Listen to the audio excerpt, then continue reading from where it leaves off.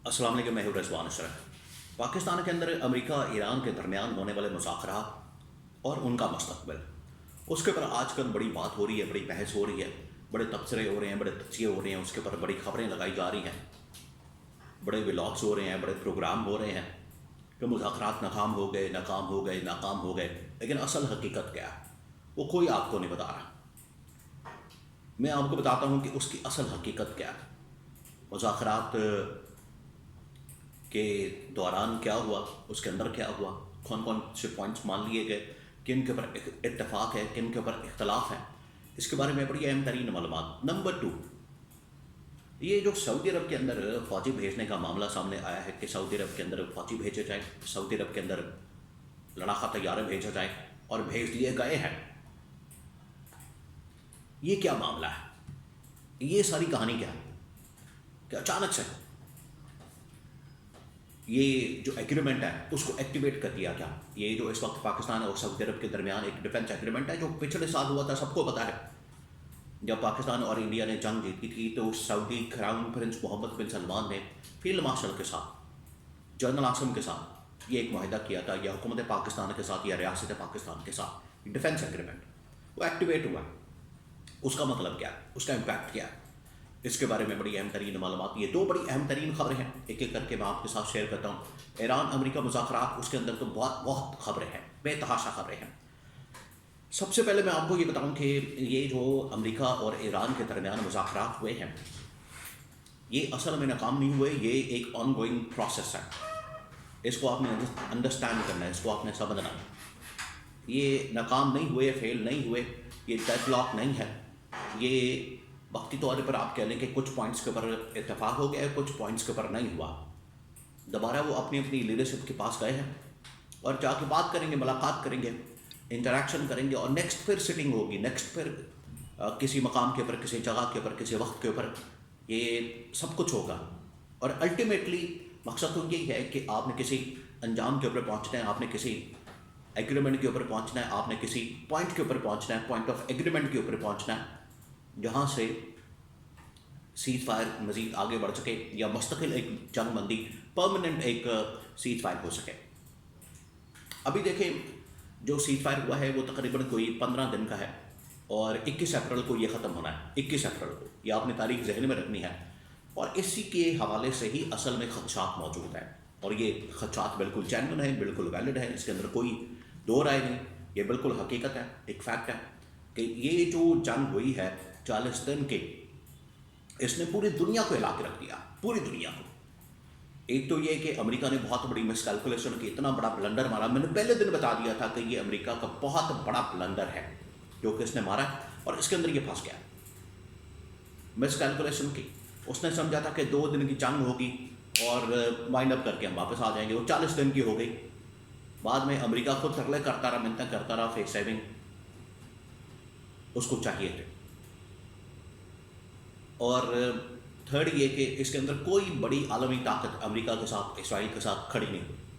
तमाम आलमी ताकतें इस जंग से अलग हो गई, उन्होंने अपने आप को इस जंग से अलग कर लिया। या तो वो ईरान के साथ खड़े हो गए या फिर न्यूट्रल हो गए। तो ये पहली बार तारीख में, पहली बार अमेरिका को इतना बड़ा झटका लगा और ट्रम्प की पॉलिसी बैकफायर कर गई, उल्टी पड़ गई। अल्टीमेटली इनको मुज़ाकरात के लिए बैठना पड़ा। अब ये जो धमकियाँ दी जाती हैं, बढ़ के मारी जाती हैं ट्रम्प की जानिब से, मैं सिविलाइजेशन ख़त्म कर दूंगा, मैं रातों रात तबाही फेर दूंगा, मैं रातों रात कबाड़ा कर दूंगा, ये सिर्फ बढ़ के गिदड़ बद किया, हाथी के दांत खाने के और दिखाने के। और ये बिल्कुल इसी किस्म की ड्रामेबाजी, रंगबाजी आप कह लें। पाकिस्तानी कॉन्टेक्स्ट के अंदर बात की जाए तो पाकिस्तानी इसको समझ सकते हैं कि यहाँ पर जो रंगबाजी होती है, लोग किस तरह से रंगबाजी करते हैं, ये बिल्कुल उसी तरीके से ट्रम्प वही काम करता है। मैं ख़त्म कर दूंगा, मैं मिटा दूंगा, मैं ये कर दूंगा, मैं वो कर दूंगा। ऐसा कुछ भी नहीं होता। अभी भी उसकी जानिब से धमकियाँ में इस लहजा, बजाय बात करने के इंसान की तरह, बंदों की तरह, इंसान के पुत्र की तरह, फिर वही धमकियाँ। तो कुछ पॉइंट्स के ऊपर 3-4 बड़े पॉइंट्स हैं जिसको मैं बता देता हूँ, फिर अगली जो खबर है उसके बारे में मैं आपको बताता हूँ। 3-4 बड़े पॉइंट्स हैं। नंबर 1, उसके अंदर ये जो जौहरी प्रोग्राम है, न्यूक्लियर प्रोग्राम है ईरान का, इसके ऊपर बात हो रही है। अमेरिका चाहता है बिल्कुल ख़त्म कर दिया जाए। एनरिच यूरेनियम अगर ईरान के पास मौजूद है तो वो भी अमेरिका के हवाले कर दी जाए या इंटरनेशनल इदारों के हवाले कर दी जाए। इख्तलाफ یہ وہ پوائنٹس میں بتا رہا ہوں جن کے اوپر اختلاف اب نہ کرو بس. نمبر 2، ایٹم بم سے بھی بڑا ایٹم بم اس وقت ایران کے پاس موجود ہے. نمبر 3، یہ جو سیز فائر ہے یہ پورے علاقے کے اندر، پورے خطے کے اندر، لبنان کے اندر، یمن کے اندر، شام کے اندر، عراق کے اندر، اردن کے اندر، یہ تمام علاقوں کے اندر، ایسا نہیں کہ صرف ایران اسپیسیفک یا ایران کی حد تک لمیٹڈ ہوگا. یہ بھی بڑا اہم ترین نقطہ ہے. باقی پھر آپ کو پتہ ہے باقی اس میں اور چیزیں، sanctions, economic sanctions, international trade, اپنا ہرمز، اس کا ٹول ٹیکس، یہ تمام چیزیں. تو اس کے اوپر ڈسکشن ہو رہی ہے، بات چیت ہو رہی ہے، اور ہو سکتا ہے کہ آنے والے دنوں میں یہ معاملہ پھر آگے بڑھے. اب آ جائیں، یہ جو پاکستان نے سعودی عرب کے اندر لڑاکا طیارے بھیجے ہیں، جہاز بھیجے ہیں اور اپنی فوج بھیجی ہے، اس کا کیا مقصد ہے؟ مقصد یہ ہے 2-3 چیزیں. نمبر 1 یہ کہ جو ایگریمنٹ ہوا تھا پاکستان سعودی عرب کے درمیان، اس کو ایکٹیویٹ کر دیا گیا. وہ ایکٹیو ہو گیا، پچھلے سال ہوا تھا، یا آپ کہہ لیں کہ آج سے 6-8 مہینے پہلے ہوا تھا. اس کو ایکٹیویٹ کیا گیا، اور اس چیز کو مد نظر رکھتے ہوئے، ملوث خاطر رکھتے ہوئے کہ کسی وقت بھی اگر سیز فائر ختم ہوتا ہے، ایران اس کے اوپر حملہ کر دیتا ہے واپس سعودی عرب کے اوپر، یا ان کے امریکی فوجی اڈوں پر وہاں پر جو موجود ہیں، تو اب سعودی عرب اس کو دیکھے گا نہیں، سعودی عرب تماشائی نہیں بنے گا. یہ فیصلہ ہوا، اور سعودی عرب پلٹ کر حملہ کرے گا. اور اس میں پاکستان سعودی عرب کا ساتھ دیتے ہوئے، اس ڈیفینس ایگریمنٹ کو ایکٹیویٹ کرتے ہوئے، سعودی عرب کی جانب سے باقاعدہ ان کی فورسز کو استعمال کر کے حملہ کر دیا جائے گا، جو کہ بہت خطرناک اور تشویشناک اور بڑی ہی خوفناک صورتحال ہوگی، جو کہ پاکستان نہیں جانا چاہتا اس جنگ کے اندر. پاکستان کا جانا اس جنگ میں بہت زیادہ امپلیکیشنز ہیں اس کی. آپ ذرا امیجن کریں کہ پاکستان کے اندر یہ فرقہ وارانہ فالٹ لائنز موجود ہیں، شیعہ سنی معاملہ ایک موجود ہے، پھر برادر اسلامی ممالک آپس میں لڑنا وہ ایک معاملہ موجود ہے. تو یہ بڑی خطرناک اور خوفناک صورتحال ہے.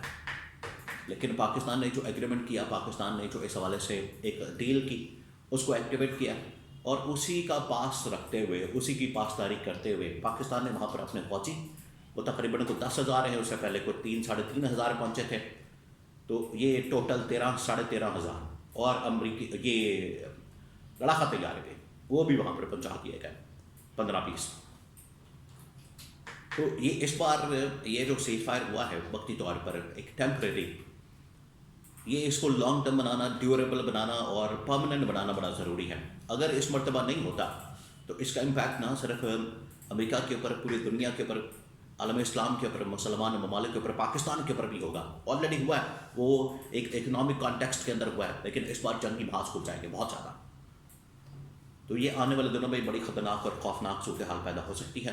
اس وجہ سے امید رکھنی چاہیے کہ یہ مذاکرات کامیاب ہو جائیں، تاکہ ایک پرماننٹ سیز فائر ہو جائے.